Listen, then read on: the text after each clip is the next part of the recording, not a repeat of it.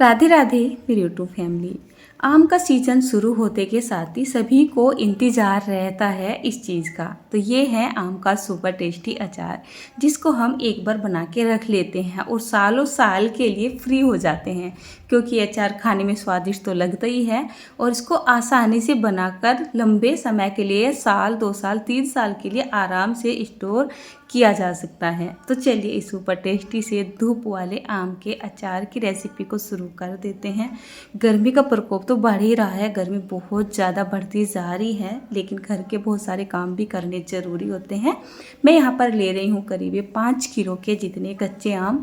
हमेशा अचार बनाने के लिए थोड़े से अच्छे क्वालिटी के ही आम लीजिएगा, बट मेरे आम बहुत ज़्यादा अच्छी क्वालिटी के नहीं हैं। और एक सही बात ये भी बता देती हूँ, मैं किसी भी तरीके के आम का किसी भी तरीके का अचार बना लूँ, मेरे हाथ का अचार ख़राब नहीं होता है। कितनी बार बोल देते हैं ना कुछ लोग कि हमारे हाथ का अचार ख़राब हो जाता है। भाई मैं तो कैसे भी बना लूँ, किसी भी तरीके से बना लूँ, मेरा कोई भी अचार ख़राब नहीं होता है। आप यहाँ पर आम देख ही सकते हैं, ये आंधी तूफान के झड़े हुए आम हैं और आने में भी मेरे पास तक 3 से 4 दिन का टाइम लग चुका है। अंदर से हल्के से पीले हो चुके हैं, लेकिन कोई बात नहीं है, इसी आम से हम अचार बना के तैयार कर लेंगे। तो पहले इसको कट कर लेते हैं। चॉइस है आपकी, चाहे तो आप इसको गुठली के साथ सरोते से कट कर ले, क्योंकि गुठली यानी कि जाली के साथ जब आम को कट किया जाता है तो चाकू से या फिर दांती वगैरह से ये कट नहीं होते हैं। इसके लिए सरोता चाहिए होता है और सरोता मेरे पास नहीं है, तो मैं चाकू से इस तरीके से आम को कट कर रही हूँ। और वो जो मैंने गुठली साइड में निकाली है उसका भी मैंने अचार ही बनाया है। तो यहाँ पर मैंने 5 किलो आम को कट करके तैयार कर लिया है। वैसे तो गांव में क्या करते हैं, सिल्वर के या प्लास्टिक के बर्तन वगैरह ले लेते हैं जिसमें इन आम को चराया जाता है, यानी कि मैरिनेट किया जाता है। लेकिन आप सभी के काफ़ी सारे कमेंट्स आ जाते हैं, दीदी सिल्वर के बर्तन में आम को मत चराओ। तो मैंने इस बार ये अपने कांच का एक बहुत ही बड़ा सा डब्बा ले लिया है, जो कि करीब है ये 3 से 4 लीटर के जितना ये डब्बा है। पहले मैंने इसमें करीब 50 ग्राम के जितना सबसे नीचे डाल दिया था, उसके बाद इसमें इस तरीके से नमक डाल दिया था, आम डाल दिए थे कटे हुए। इन आम को मैंने पहले धो रखा है और इनका मॉइस्चर सुखा रखा है, इसलिए काटने के बाद इनको धोने की ज़रूरत नहीं है, मैं आपको बताना भूल गई थी। और एंड टाइम यानी कि जब सारे आम बहुत ही अच्छे से भर जाए, करीब इसमें आपको 150 से 200 ग्राम के जितना नमक ऊपर की तरफ भी डाल देना है। इससे क्या होगा, जो हमारे आम है ना बहुत ही अच्छे से ये मैरिनेट हो जाते हैं। कुछ आप इस तरीके से डब्बे को हिला दीजिए और इसको छोड़ दीजिए करीब 12 से 13-14 घंटे के लिए, या आप इसको 24 घंटे के लिए भी छोड़ सकते हैं, ताकि इसका सारा जो मॉइस्चर है ना वो सारा का सारा ख़त्म हो जाए। एक मसाला तैयार कर लेते हैं।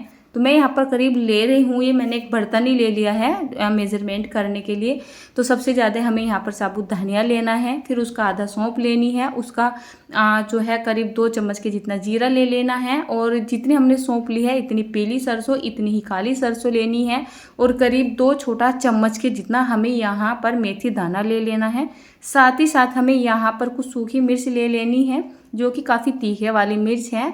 तो इसको क्या करना है, इसका मॉइस्चर सुखाना है। चाहे तो आप इनको धूप में रख के सुखा ले, या फिर गैस को ऑन करके 4-5 मिनट के लिए हल्का हल्का सा भूनते हुए इनका मॉइस्चर सुखा के तैयार कर ले। तो मैंने इनको धूप में छोड़ दिया था 4-5 घंटे के लिए, क्योंकि धूप अच्छी खासी निकल रही है। शाम का टाइम हो चुका है, जो हमारा ये मसाला है ना बहुत ही अच्छे से सूख के तैयार हो चुका था। तो चलिए क्या करते हैं, इसको एक बढ़िया सा फाइन सा पाउडर बना के तैयार कर लेते हैं।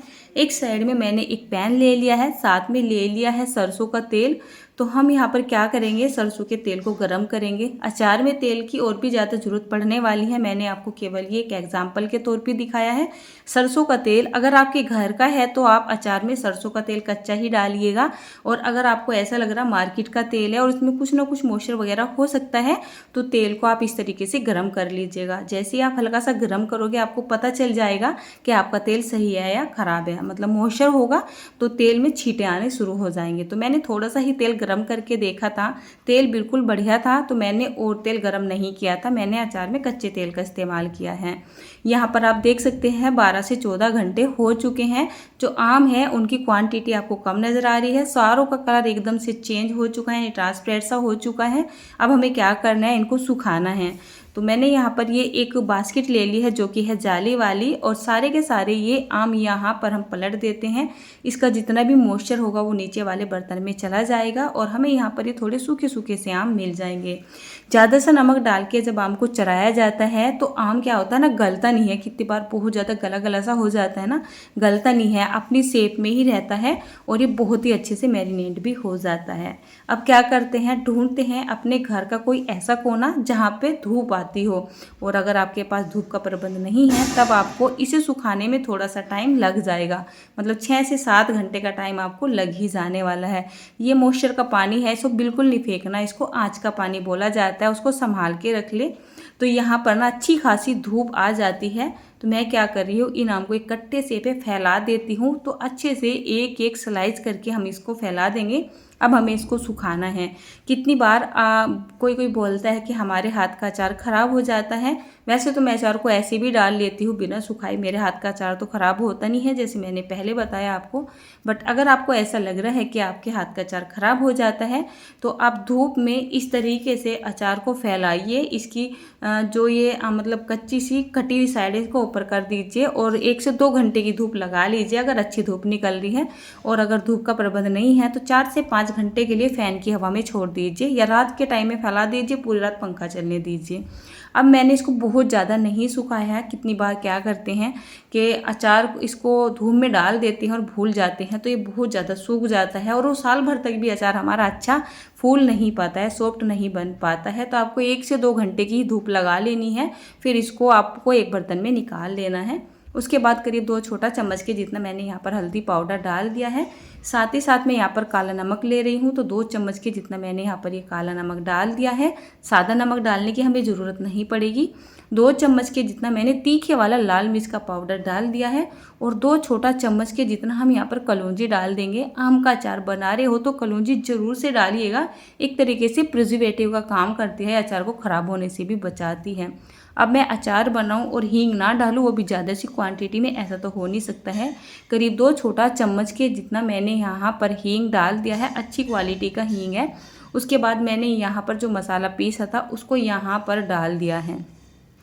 अब सभी चीज़ डालने के बाद ये है हमारा आँच का पानी। बहुत बार पूछा जाता है दीदी आपने पानी कैसा डाला है जो पीला पीला सा दिख रहा था, ये आँच का पानी होता है। जब हमने आम को मैरिनेट किया था और उसके नीचे जो उसका मॉइस्चर निकला था उसी को आँच का पानी बोला जाता है।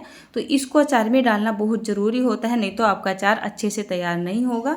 क्योंकि जो तेल होता है, तेल अचार को गलाने का काम नहीं करता है, केवल तेल जो होता है अचार को टेस्टी बनाने का और साथ ही साथ एक प्रिजर्वेटिव का काम करता है। अचार को जो गलाएगा, जो फुलावट देगा, वो यहाँ पर आँच का पानी ही देगा। फिर क्या करना है, आपको इस तरीके से अचार को मिक्स कर लेना है।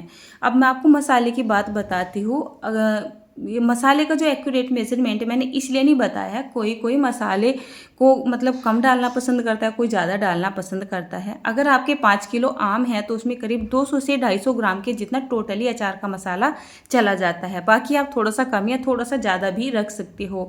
फिलहाल मैं यहाँ पर मीडियम से टाइप का ही अचार का मसाला डालती हूँ, तो मेरा तो टोटली लगाया जाए तो यहाँ पर 200 ग्राम के जितना ये अचार का मसाला हो रहा होगा। इसको मैंने अच्छे से मिक्स कर दिया है। वैसे तो मैं अचार के मसाले को अक्सर थोड़ा दरदरा सा ही कूटती या पीसती हूँ, लेकिन क्या होता है ना, आप सभी के कमेंट आते हैं दीदी आपने मसाले को ज़्यादा मोटा रखा है, हमारे दांतों में घुसता है। तो आप चाहे तो थोड़ा दरदरा करके डाल ले, जैसे हमारी दादी नानी डाल दी थी, या फिर एकदम बारीक करके डाल ले। एक कोयला ले लेते हैं, सिलग तवा, इसके ऊपर थोड़ा सा हींग डाल देते हैं और अचार को स्टोर करने के लिए आप जो भी बर्तन ले रहे हो, चीनी मिट्टी का हो या फिर कांच का हो, ये 2 ही बर्तन लीजिएगा। प्लास्टिक का, स्टील का, सिल्वर वगैरह का मत लीजिएगा। स्टील का बिल्कुल भी मत लीजिएगा, नहीं तो आपका जो जिस डिब्बे में अचार करोगे वो टूट जाएगा, ठीक है ना, फूट जाता है। और इसको क्या करना है, 8 से 10 मिनट के लिए इस तरीके से रख के छोड़ देना है। डब्बा थोड़ा सा बड़ा है ना, तो इसको तैयार होने में थोड़ा सा टाइम लगेगा। और 8 से 10 मिनट छोड़ने के बाद क्या करना है, इसमें नीचे की तरफ को डाल देना है तेल। यहाँ पर मेरा सारा अचार नहीं आएगा, मैं दूसरे डब्बे में भी करूँगी। तो जैसे मैंने नीचे की तरफ तेल डाल दिया है, उसके बाद यहाँ पर अचार डालना है। कितनी बार हम तेल को ऊपर से भी डाल देते हैं, वैसे तो मैंने नीचे इसलिए डाला है क्योंकि जब मैं तेल को अचार के ऊपर से डालती हूँ तो अचार का जितना मसाला होता है ना वो तेल के साथ साथ नीचे चला जाता है, फिर उसको बहुत ज़्यादा हिलाना डुलाना पड़ता है। तो आप इस तरीके से यहाँ पर जो है तेल को डाल लीजिएगा और सारा अचार यहाँ पर डाल दीजिएगा, अच्छे से भर दीजिएगा और इसका ना ढक्कन लगा दीजिएगा। अब आपको क्या करना है, 4 से 5 दिन के लिए दिन में कम से कम 1 से 2 बार इसको हिलाना है, मतलब अल्टा पल्टा दे देना है।